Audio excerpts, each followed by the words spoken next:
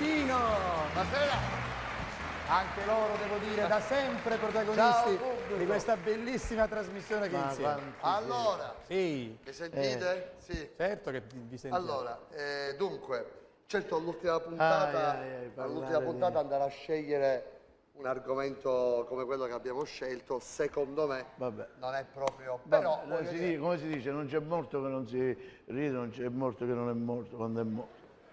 Ma scusami, se tu vuoi dire una cosa ma perché dici siciliana, dilla. Io lo vedo, vedi tu che tu sei un ragazzo padre, dico, sei una persona animata di tanta buona volontà. Io apprezzo in te la buona volontà. Padre, mi dica. E che fai? Io diventavo padrino. Dico, io apprezzo la buona volontà, però dico io, perché non ti documenti? Ce li ho. Dove vai? Perché non ti informi? Cioè, il proverbio, se tu lo enunci, vuoi enunciare, enuncia. No, se lui fa una cosa io lo denuncio, vanno i carabinieri e ci...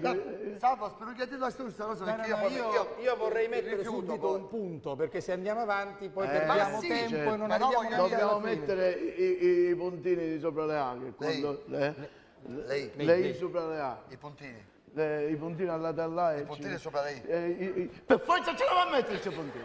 Cominciasse tu che... Ma se tu l'avevo messo là, lascia, levarsi i punti. Li ho tolti, io non ci avevo neanche pensato. Perché se l'italiano non è una matematica, che opinione è? Scusa. Anche perché allora mi viene proprio pronta una riflessione, tu l'italiano non lo mastichi, dai. Sì, io mangiotto sangue. Esatto, perfetto, è così, l'abbiamo detta anche questa. Allora. Facci battere, dai, facci battere. No, sai perché?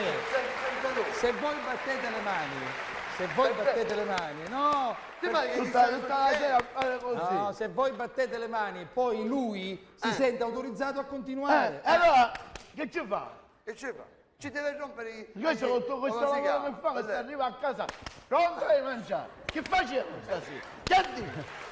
Sono le cosiddette deformazioni professionali, cioè, che poi ci si porta sempre il lavoro a casa, quindi chi fa il suo lavoro a casa applaude sempre. Ancora? Scusa, se uno si porta il lavoro a casa, stavo pensando, il ginecologo che lavoro si porta a casa? Fermo. No, però è vero, perché per esempio quando io arrivo a casa, arrivo in cucina e dico signore e signori, a pasto fuori. E facciamo così e arriva la Come pasta quelle fuori. del radiotaxi. A casa mia. Radiotaxi. Arrivano a casa. Che so? Di radiotaxi? Fa stare fermo un piccerino. Fa stare fermo un piccerino. 3 minuti. Ah, signori che gridano. 3 minuti e ti rompi i coglioni. 3 minuti. Vabbè, allora, Comunque, Salvo ha scusate, fatto una presentazione. l'argomento di Ha oggi è detto- un argomento comunque anche di cultura, se volete. Di Anche cultura, perché, Salvo, parliamoci chiaro. di costume. La morte Sì. fa parte della vita. Lo so, ma perché proprio io, scusa? No, dico, la morte io lo so. fa parte della vita. Cioè, Lo so. C'è vita se non c'è morte, c'è la morte se non c'è la vita. In altre parole, la vita è nella morte o è la morte che è nella vita? Tu basta che a me, quando muoio, mi dovete mettere così. Vabbè, veramente quando tu morirai sarai... No, a me mi dovete mettere così. Ma non c'è, si sta tutti con i... No, io devo essere messo così. Ma messo così in che senso? Così. Ma perché così? Perché devo guardare a te un regato d'asso. Guardate, fate l'applauso e se è possibile cominciamo perché altrimenti Ma non che ne usciamo cretino, più. che Non ne usciamo cretino. più. Vabbè, comunque. Comunque, Vabbè. cosa vogliamo fare? Cosa noi? volete fare? Non Noi lo so. vogliamo stigmatizzare. Sì. Che? Non ti va di stigmatizzare? Non le dire queste parolacce. Perché? Perché a Catania lo dico in un altro modo, ma questo è palermitano. Non si può dire. Stigmatizzare. A Catania è pacchimatizzare. Vogliamo prendere uno scorcio, un momento, un attimo sì. della vita Dell'arancio, di tutti i giorni. dell'arancio, che è quello quando muore. c'è un decuius. Il decuius. Chi è il decuius? Che è curioso a guardarlo, però Quando una persona va via, che succede quando una persona va via? se tipo mi suocera finalmente. No, dico, quando viene a mancare qualcuno e quel qualcuno poi è l'elemento cardine della famiglia. Quando viene a morire il capofamiglia, ragazzi, guardate che sono tragedie, perché ci sono pianti e pianti, funerali e funerali. Situazione e situazione. Proviamo a immaginare come potrebbe essere in questo momento il dispiacere, il dolore in una casa nobile, in una casa di persone altolocate. Col morto. Come potrebbero piangere, sediamoci, come potrebbero piangere i nobili. E tu sei l'amica Io della sono moglie. l'amica della moglie, tu sei la moglie. È andato via così. Tutti andiamo via così, prima o poi. Ma lui, così, a chi era all'impiedi, a chi ha scoppato a terra. A chi ha scoperto?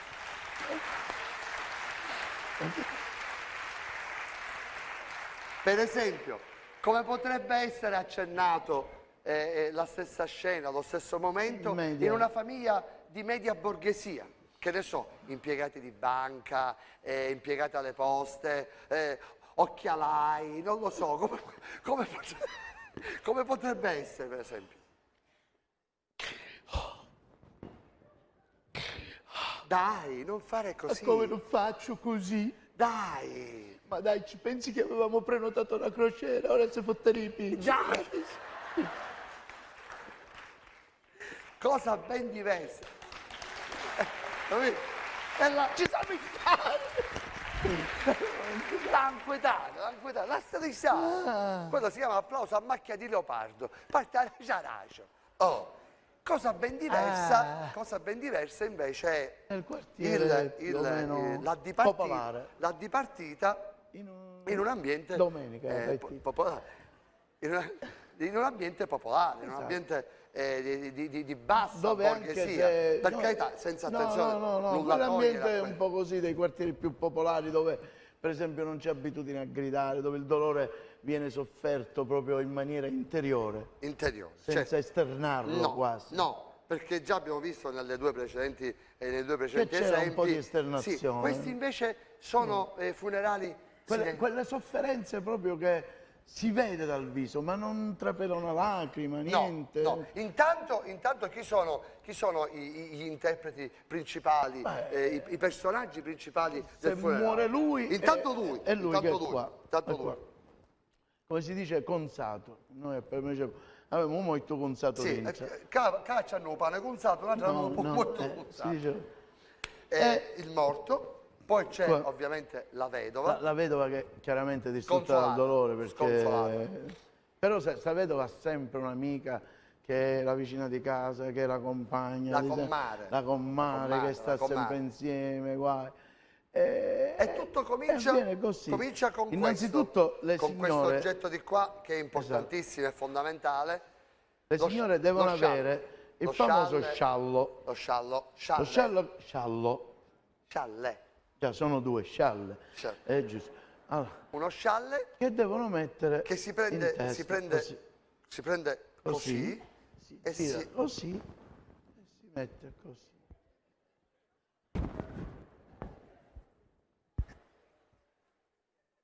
Dopodiché dopo la donna, specialmente la moglie, è tipico che non sta ferma, ma provoca un movimento.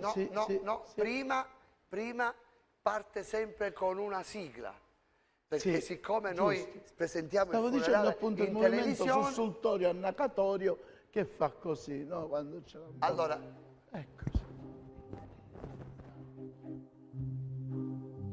vedete che famiglia consumata, tagliata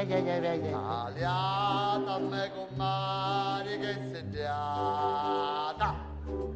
Sulla ristavo, ditto per torto, Orazio marito mio, perché sei morto?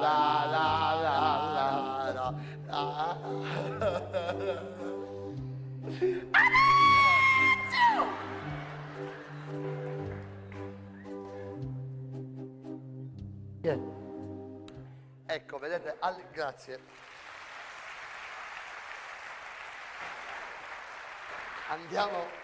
Andiamo cogliendo gli atti di uno per uno. ecco, poco fa abbiamo detto ambiente tranquillo, sereno, con il dolore interiorizzato, quindi all'esterno non c'è niente, c'è solo qualche piccolo gridolino come quello che avete sentito. Presso a poco ripetiamolo, è così, quindi un movimento annacatorio sussultorio, così. Avanti e indietro. La faccia così.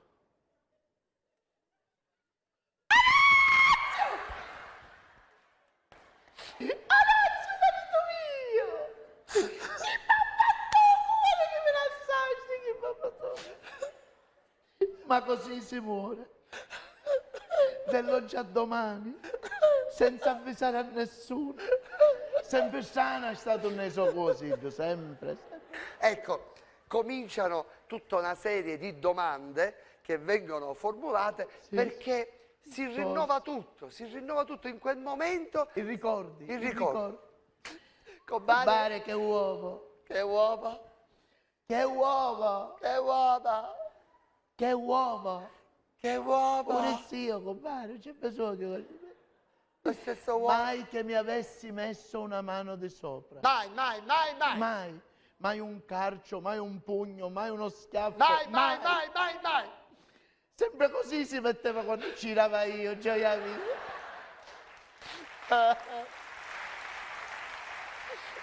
Fatima.